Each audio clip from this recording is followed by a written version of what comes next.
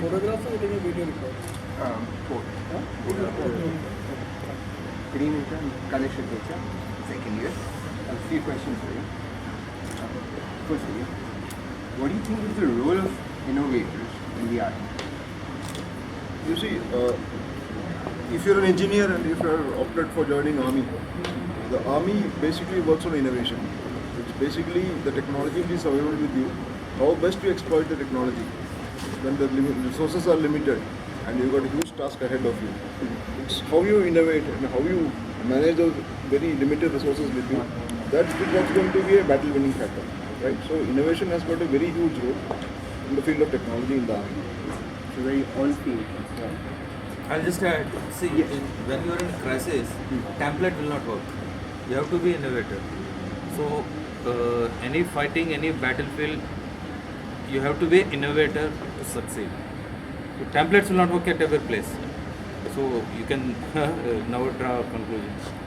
For example, if you are in a corporate world, if you are based in a place for an industrial basis, but if you are in an emergency, you get resources on your beck and call, right? But if you are in a battlefield where you are, say, fighting in an unknown territory in the extreme climatic conditions, you don't get that much of administrative background to execute your engineering task.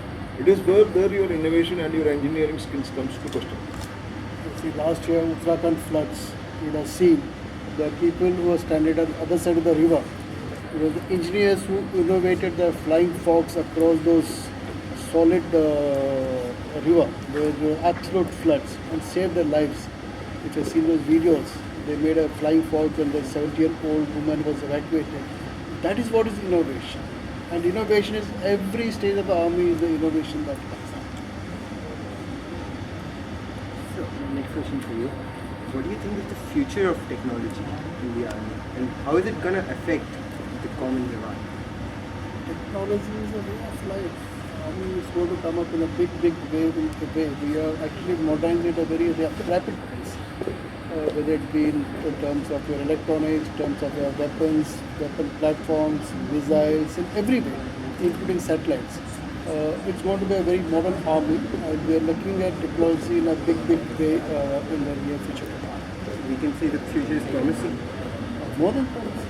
See, any technology, first the investment is done in the defense services by the nation because it involves huge expenditure.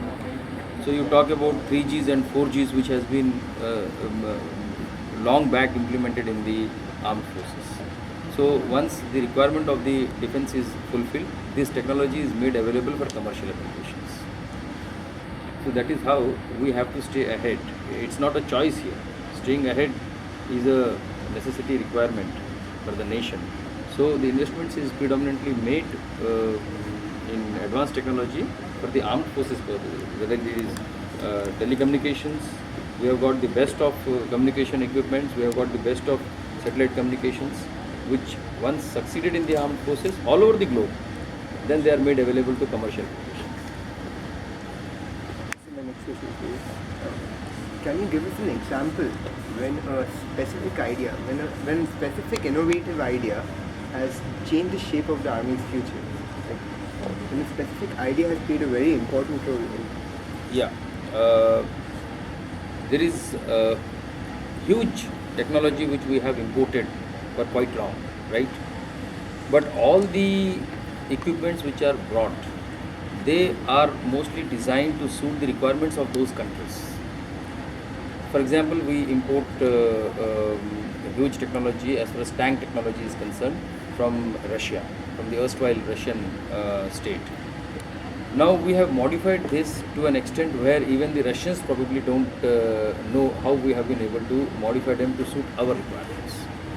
There are extreme situations where the manufacturers themselves were surprised that their helicopters, their fighter planes couldn't perform those feats what the Indian Air Force could manage to do that. So this is how we have come out with innovative ideas to suit our requirements. And these will come only when you live in that environment.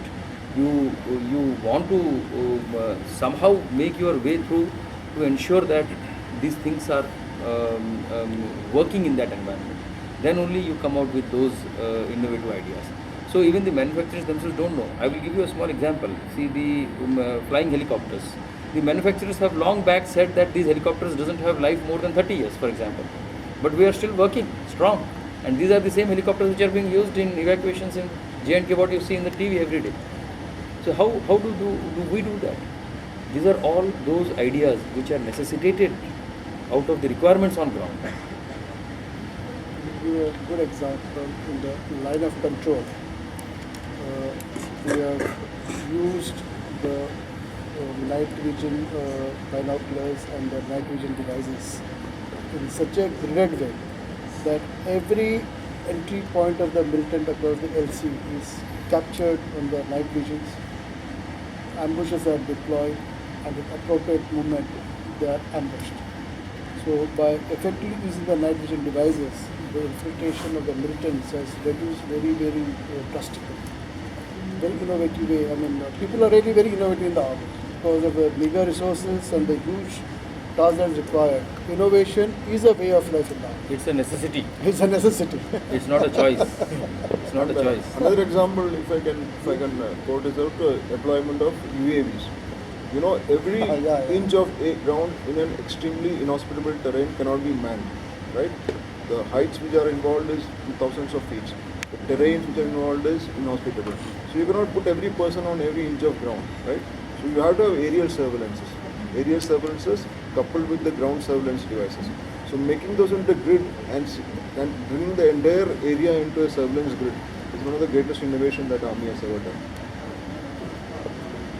So the next question is, what do you think is more important, the technology or the innovator? Not both. The man behind the machine. Absolutely. He is more important.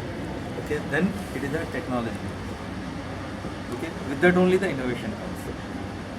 They are interrelated. Okay, so the most important person is the man behind the machine. Then after that, technology and the innovation. The application part. You give the technology to us, we will be the best people to apply it on ground. And innovator did his job. Yes, innovation is important, but once the innovation is done, how do you apply it to ground is more important, right? That's why what he said, man behind the machine. It's the day-to-day man. How you make use of your small little mobiles, these apps, innovation. Each one of you put it to various uses. You know, you learn from each other. So some brain will come out with a new idea and you start applying it, and suddenly it goes viral, right?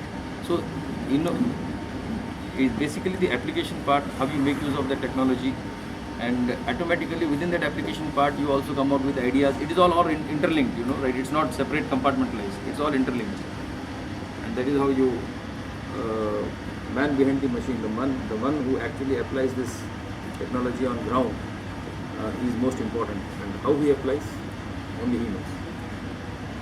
Finally, would you like to give us a message for all the innovators, aspiring innovators in this course? Join Indian Army. You will find your worth in that. Thank you. Okay, thank you. Okay, thank you guys. You are the coordinator on behalf of students. My name is Vikas.